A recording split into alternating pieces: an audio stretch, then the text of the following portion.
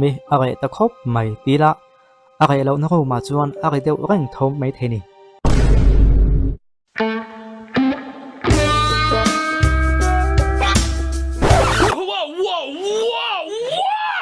oh khalam kha chu du to kela Mizo Mipa te huat tok le ka tong kam chep thiam tak som mi chuan Mizo Mipa te huat tok em thu kam khat lek a soi chuak le ta chu chu hi ni I'm gonna go. Okay, I'm gonna go now. I have to go because I have a thing. Bye.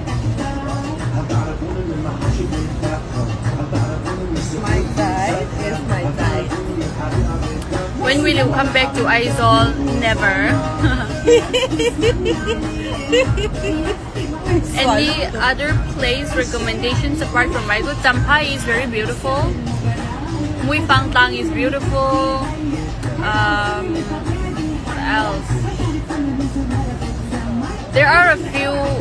beautiful spots in the outskirts of Aizawl. There are like 3 to 5 hours drive away from Aizawl. So from Aizawl, you can venture out for a short, fun road trip. Basically, yeah, those are the things that I can recommend on the top of my head. But if you're into waterfalls, the highest, like the tallest waterfall in Mizoram, it's outside of Aizawl, so you should Google that definitely. Bantong Kota is the name of the waterfall, so it's something. It's really beautiful. It's amazing. Okay. Aizawl engtik nge iron kaleton antia engtika ma ka kalle to ngai don lo ti na changa never tikha never chumi nuwa Aizawl ti lova mun nuam deuh te soi kwal den dena engtika ma ka kalle to ngai lovang ati takhi comment lama chuan an ho angring ta le ni a soi zong wal chia abula lo nui ri hian amut a chom them em mai bok sia never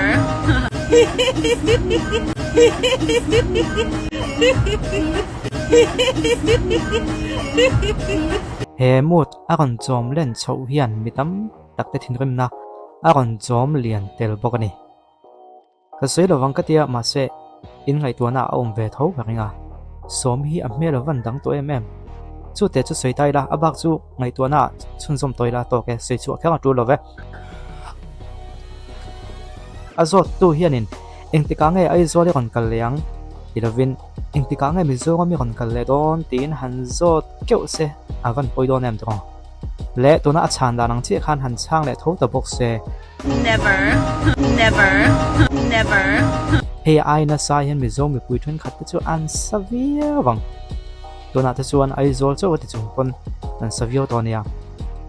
social media hian mi lom zong chau soi tuwa an roi le poisan pek chu kan mi alawa ma se mi lom lo zong soi tuwa an roi ni om tak hi kan tam vi wang loya he hi chu vel viran wala thil thleng ve rang ani tia pom thiam mai te po hi ngai na lai chen oma kan bul nai le kan au ei phak te kale ro chu zotio na dik kan in pek hi thul tu ani chuang lo ni i reaction video ve hi itlak to zeran ti point kan thu soi ngai tha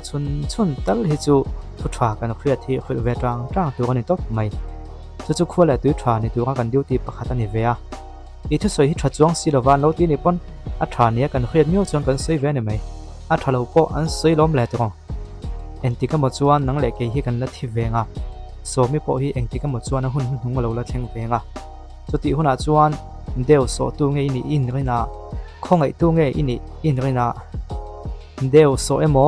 khongai emo tu po om chuang lova thim ma sa jok te po in li jok ang le kha ne mai sin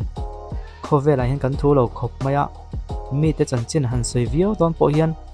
chunglam hianin atok ta tia alo off keu chuan aliam ma sa jok hi kan ni thei vek tlak ani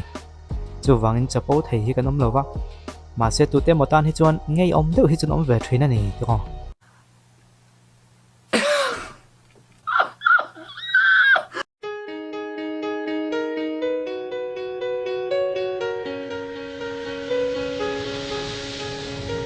Hehe la moi he